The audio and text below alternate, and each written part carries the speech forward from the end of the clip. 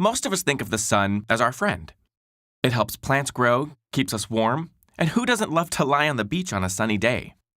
But for all of its good qualities, the sun can also be harmful in large amounts. That's why we invented sunscreen. The purpose of sunscreen is to shield the body from the sun's ultraviolet rays, which have several harmful effects including sunburn, aging, and skin cancer promotion. These rays are separated by their different wavelengths into types such as UVA and UVB, which exert a variety of effects in the skin due to the absorption patterns of chromophores, the parts of the molecules responsible for their color. The primary two chromophores are hemoglobin, found in our red blood cells, and melanin, which gives our skin its pigment. We know that UVB rays cause the skin to burn. The role of UVA rays is less well understood and appears to have an effect on our tanning response, carcinogenesis, and aging. So how does the sunscreen protect us from these rays? There are two basic types of sunscreen: physical and chemical blockers. Physical blockers like zinc oxide or titanium dioxide reflect sun rays by acting as a physical barrier. If you've seen lifeguards with noses covered in white, then you know what this looks like. The same ingredients are primary components of diaper creams, where the goal is also to create a physical barrier. Historically, they haven't always been easy to apply and were conspicuously visible on the skin. But new formulations have made this less of an issue. Chemical blockers, on the other hand, absorb the sun's rays. They deteriorate more quickly than physical sunscreens because their ability to absorb the sun diminishes. Generally, these are more transparent when rubbed on the skin, but some people develop allergic reactions to some of the chemicals. Regardless of the type of sunscreen, all are subjected to testing to determine their sunburn protection factor, or SPF.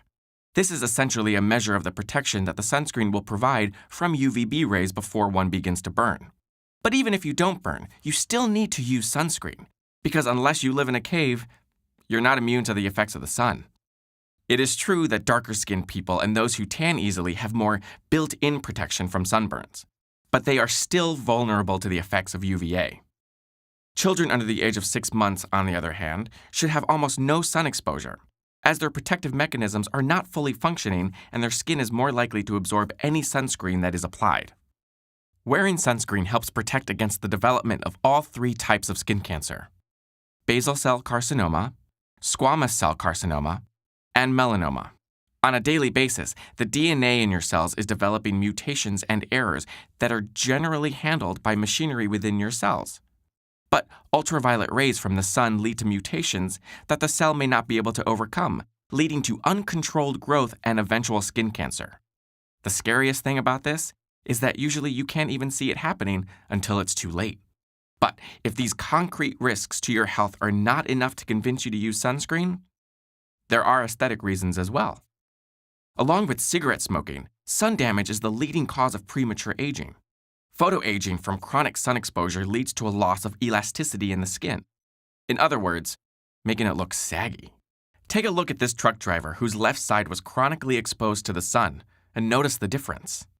This is an important point. Car windows block UVB, the burn rays, but not UVA, the aging rays. It is recommended to use sunscreen daily, but you should pay special attention before prolonged sun exposure, or when at the beach or among snow, since the reflectivity of water and ice amplifies the sun's rays.